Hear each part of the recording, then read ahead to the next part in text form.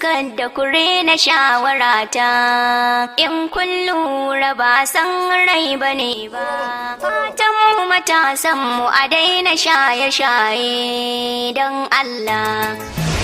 Shaye-shaye miyagun kwayoyi kamar tramadol capsule, wiwi wacce kuka fi sani da Indian hemp ko marijuana ce da codeine maganin tari ko syrup sukan sa mutane su rasa hankulansu, ƙarshe ya kai su ga halaka. So da yawa matasanmu kuna da amfani, wasu 'yan kasuwa ne masu sana'o'in hannu, amma yakan rusa tunaninsu, ƙarshe halaka mutane.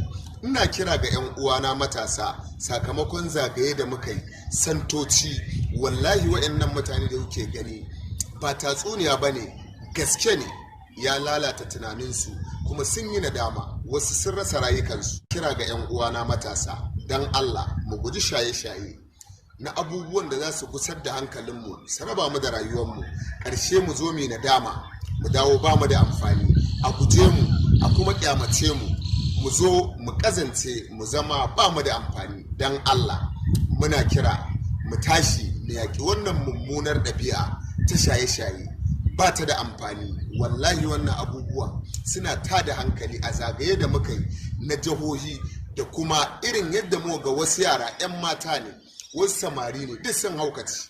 Don Allah mu tashi mu guji wannan ɗabi'a ta shaye-shaye. Don Allah ku biyo mu don tabbatar da wannan abubuwa da suke faruwa a jihohi da wasu gurare wanda suka tashi hankalinmu. Matasanmu a daina shaye-shaye don Allah. Fatanmu matasanmu a daina shaye-shaye don Allah. Fatanmu matasanmu a daina shaye-shaye don Allah.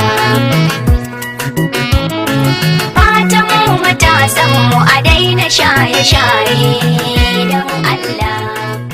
San rai bane ba, fatanmu matasanmu a daina shaye-shaye don Allah. Fatanmu matasanmu a daina shaye-shaye don Allah. Fatanmu matasanmu a daina shaye-shaye don Allah. Fatanmu matasanmu a daina shaye-shaye. Wasu sun yi kuka da idansu, wasu sun rikice domin suna ganin mutum ya sai abin da zai cutar da shi, kuma ba wayewa ba ne. Don Allah mu guji wannan ɗabi'a ta muyagun kwayoyi. Matasa muna da amfani, mu tashi mu gina rayuwarmu.